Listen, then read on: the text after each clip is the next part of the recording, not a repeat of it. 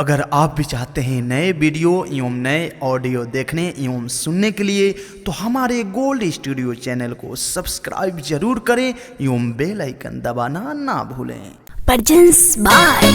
Gold Studio. Maa Durga recording studio Dehri on song.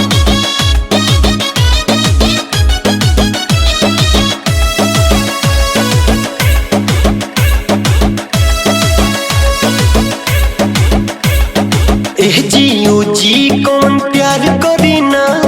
दूरही से देख खलिया भरीना जियो जी कौन प्यार करी ना दूरही से देख खलिया भरीना जबल सटना बजरवा होई कोई से छुछे रतिया बीताई बजदिया से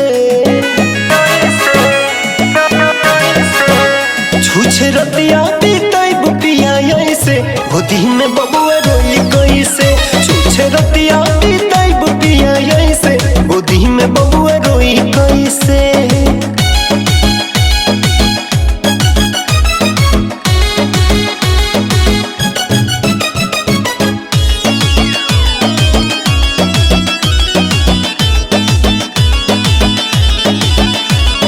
सुरहो सिंगार होई का बेकार ए जिरौआ के मनावे में बाटे दिल बेकरार करी जी भर के प्यार मजा मिले तो सतावे में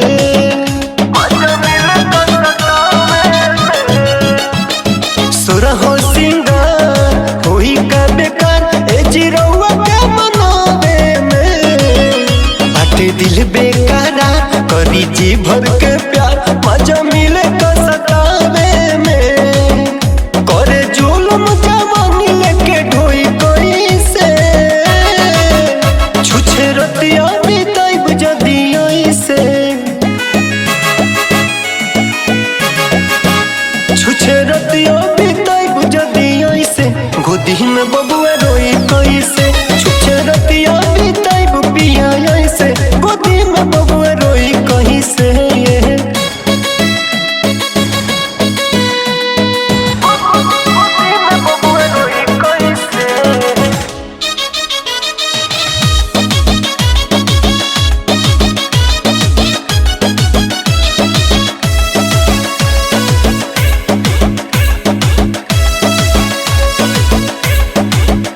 कुछ बोली ना यनु काहे बानी रोवा चुप हमके भरली ना कोरावा में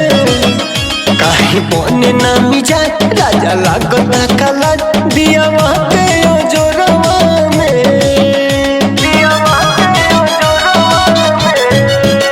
कुछ बोली ना यनु काहे बानी रोवा चुप हमके भरली ना कोरावा में काहे बने ना मिजाज राजा लागता काला दिया के जोरवा में मिलल मौका घर में तो नहीं खोई से